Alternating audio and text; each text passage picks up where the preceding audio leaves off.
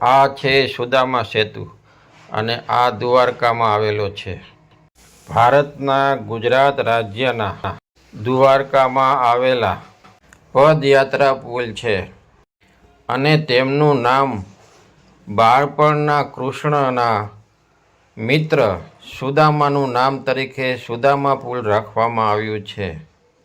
આ પુલ બનાવવાની શરૂઆત 2005માં થઈ હતી અને પુલ પૂરો 2016માં થયો છે. અત્યારે પુલ બનીને પૂરેપૂરો તૈયાર છે. તમે સામે કાંઠે જઈ શકો છો. સામે કાંઠે પણ પંચકુંડ આવેલા છે જે પાંડવોના વખતના છે. તે ગોમતી નદી પરનો આ પદયાત્રિક પુલ જગત મંદિર અને તેની અગ્નિ દિશામાં આવેલા ટાપુ પરના પંચનાથ અથવા પંચકુંડ તીર્થને જોડે છે. આ ટાપુ ઉપર પ્રવાસને વેગ આપવા માટે 2005માં આ પુલ બનાવવાની શરૂઆત કરી હતી. પુલ ઉપરથી પસાર થઈને તમે સામે તરફ જશો તો તમને એક તીર્થસ્થાન જોવા મળશે અને આ પુલની વચ્ચોવચ્ચનો નજારો છે. અહીંથી જોવામાં તમને સારો એવો વ્યૂ જોવા મળશે, દ્વારકા નગરી જોવા મળશે અને ગોમતી નદીનો પ્રવાહ જોવા મળશે. હવે આપણે જે જોઈ રહ્યા છીએ તે સામે કાંઠે જઈને આ મંદિર એક છે. તે બહુ જ જૂનું અને પુરાણું મંદિર છે. એ પણ આપણે નિહાળશું.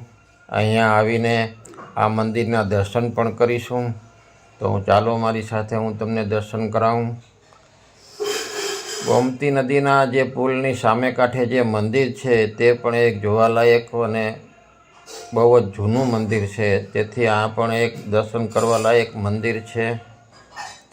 તો તમે દર્શન કરો ભગવાનના.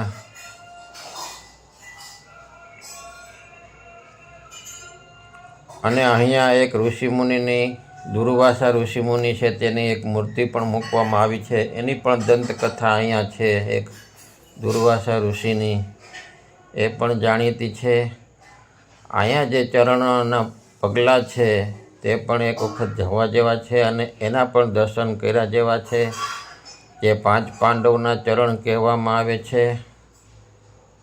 અને હવે આપણે 5 પાંડવના કુંડ જે જોશું, આ તમે જે જોઈ રહ્યા છો તે 5 પાંડવના કુંડ છે. દરિયો બાજુમાં હોવા છતાં દરિયો લગભગ ત્યાંથી 500 મીટર જ આઘો છે. તે છતાંય 5 કુંડની અંદર મીઠું પાણી છે. તમે ગમે તે કુંડનું પાણી પીશો તો તમને મીઠું લાગશે. એમ કહેવામાં આવે છે કે આદિકાળમાં અહીંયા જ્યારે પાંડવો આવ્યા હતા ત્યારે એમણે આ કુંડ બનાવ્યા હતા અને આ કુંડ એની એક ધરોહર છે. એટલે એનો એક સત છે. જેથી કરીને આ કુંડની અંદર 5 કુંડની અંદર પાણી મીઠું છે. તમે જજો અને ત્યાં પાણીને ચાખજો. 5 કુંડની અંદર પાણી મીઠું છે અને 5 કુંડના નામ અલગ અલગ આપવામાં આવેલા છે જે તમે આપણે જોઈ રહ્યા છો તે પ્રમાણે.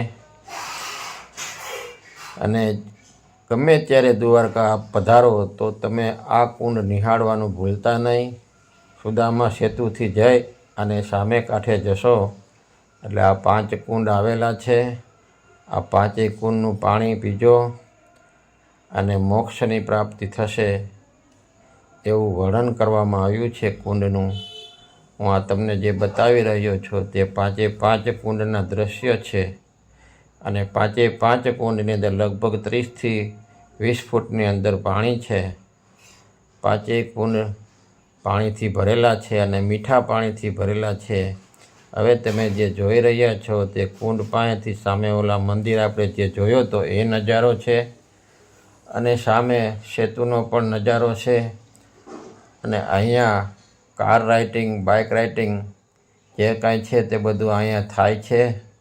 એ પણ તમારે સનસાઇન પોઈન્ટ જો હોય તો અહીંયા બેસીને તમે નિહાળી શકો છો.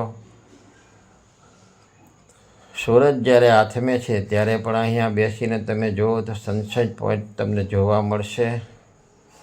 તો હવે આ 5મું તીર્થ હતું, છેલ્લો કુંડ છે, આપ નિહાળી લો.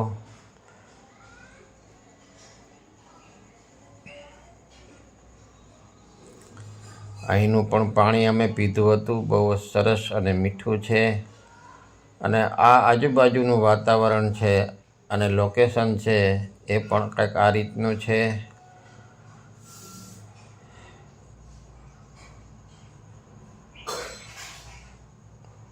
અને કુંડમાં ચાલવા માટે આ રીતની પારી બનાવવામાં આવી છે. એક પછી એક કુંડની આપ નિરીક્ષણ કરી શકો છો અને તેમાંથી ભરીને પાણી પણ પી શકો છો. તો અહીંયા આપણે વિડીયો પૂરો કરીશું. બધાને જય માતાજી.